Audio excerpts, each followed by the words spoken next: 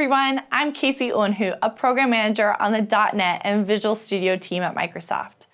Since Visual Studio 2017 has launched, it's had several updates, each containing a ton of new features to help you be more productive and write better .NET code faster.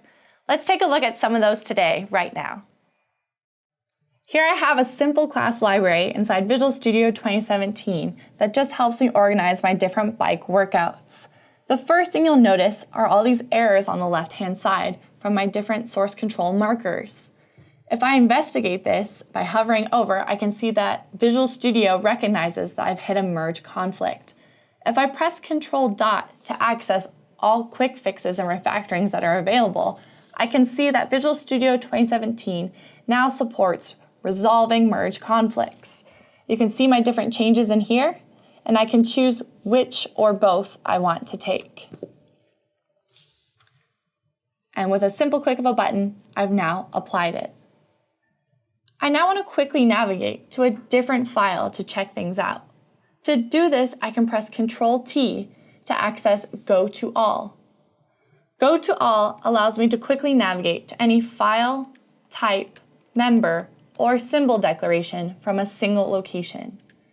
Right now, I know I'm looking for a file, so I'm just going to type F and then start typing in the name of my file. And Go to All will automatically filter by files for me. I've now arrived at this class, and I'm just going to scroll down to a certain method that I want to check out. In fact, I want to know if all my unit tests are passing. To do this, I can use the Visual Studio 2017 Enterprise feature, Live Unit Testing. Live Unit Testing automatically runs my unit tests in the background for me, running only the tests impacted by the code changes I just made. Once it runs those for me, it will then use these icons on the left-hand side to let me know the status of my tests. A red X means this line of code is hit by at least one failing test. A green check means this line of code is hit by all passing tests. And a blue dash means this line of code is not covered by any tests at all. I can click on an icon to see which tests are available here, and I can double-click to navigate directly to that test. I'm not totally sure why this test is failing, so I'm just going to go ahead and right-click and debug it. Here I've hit a breakpoint. If I close my windows to now look at this, rather than stepping through each line of code using the debugging step function, I'm going to use the new Run to Click.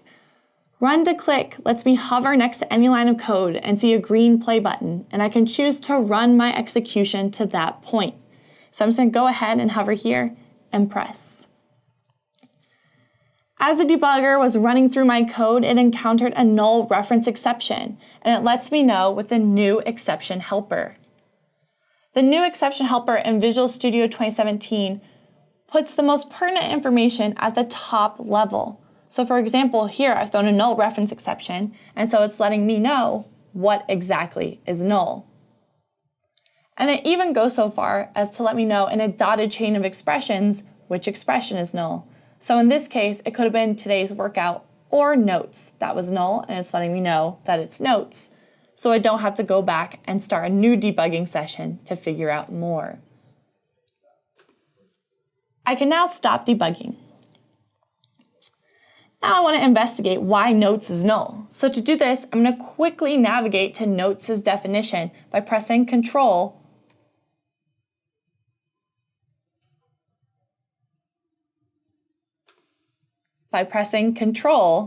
and clicking. This will help me navigate directly to its definition.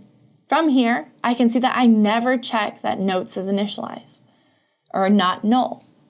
So I'm going to click on notes in my parameter list, press Control Dot to access any quick fix or refactoring that is available, and you can see that Visual Studio 2017 is offering to add a null check for me. And so I can apply it by just pressing Enter. You'll note that Live Unit Testing figured out which tests were impacted by this code change, reran them for me, and updated these icons in line in the editor to let me know that all my tests are now passing. Going back to my athlete class, one of the things you may have noticed are all of these gray dots. These are code suggestions. Code suggestions are part of Visual Studio 2017, where we try to indicate best practices and alternate coding patterns or different hints to developers that they may want to apply in their code. For example, if I investigate this code suggestion with control dot, it's telling me I should use C#7 to help modernize my code base. And so I can apply this by just pressing enter. And I can do this for all my different ones here. I still have suggestions available, so if I investigate those, you can see that's telling me to add braces because my team prefers to have braces around single line if statements. Rather than doing this for every single instance, I can fix all occurrences of this in the document, project, or solution. And so I can choose to do it everywhere in my project. I can then apply, and it will fix and add braces to all single line if statements throughout my codebase for me.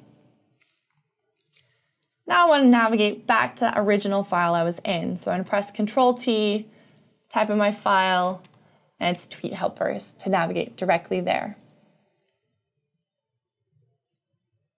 Now that I'm here, you'll notice I have code suggestions here as well. The first one I want to look at is right here. If I press Control dot, I have a naming violation, and then if I look underneath that, it's telling me now that I should reorder my modifiers based on how my team has said that they want them. And again, now I can press Control dot to fix my naming violation. Naming convention, enforcement, and configuration is a new feature inside Visual Studio 2017, where you can use an editor config file to set and codify your team's coding conventions. I can open up my editor config file in here, and you can see that editor config is an open source file format, and we've actually worked with their community to extend it to now work with .NET code style. In here, I can set my various coding style preferences that will be enforced at the directory level. I can overwrite coding preferences at project levels by putting a new editor config file inside of that directory. So for example, here you can see my var preferences, and here's an example of a naming convention.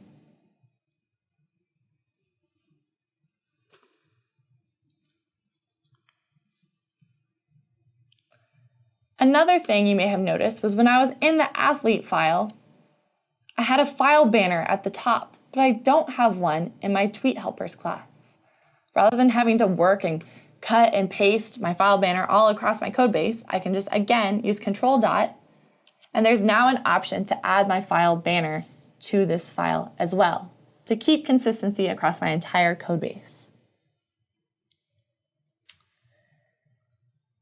If you're looking for more quick fixes inside Visual Studio, you can download the Microsoft Code Analysis 2017 extension. In this extension, we've taken the most common FXCOP rules and converted them to live Roslyn analyzers and provided fixes for them. One such one of these is here, where I can press Control dot, and it's telling me this class has all static members, so I may want to make it static as well. And so I can apply that code fix there. You'll notice this entire time I've been coding, live unit testing has been figuring out which tests are impacted by my code, running them for me, and updating these icons inline in the editor to let me know that all my tests are still passing. The last thing that I want to show inside Visual Studio 2017 to help make you more productive is our smart variable naming suggestions. I'm going to again press Control-T. I want to navigate to the file distance workout, which I can search for with camel case matching. And when I navigate here, I'm going to add a new parameter to my constructor. When I do this, I start typing hairstyle, and now IntelliSense is offering several smart variable names for me. And sure enough, here's the one I want to apply. And there we go. Those are just some of the new features and improvements that we've added to Visual Studio 2017. Download Visual Studio 2017 today and try them out yourself. And here are some resources to help you get started with all the new features we've added. Thanks!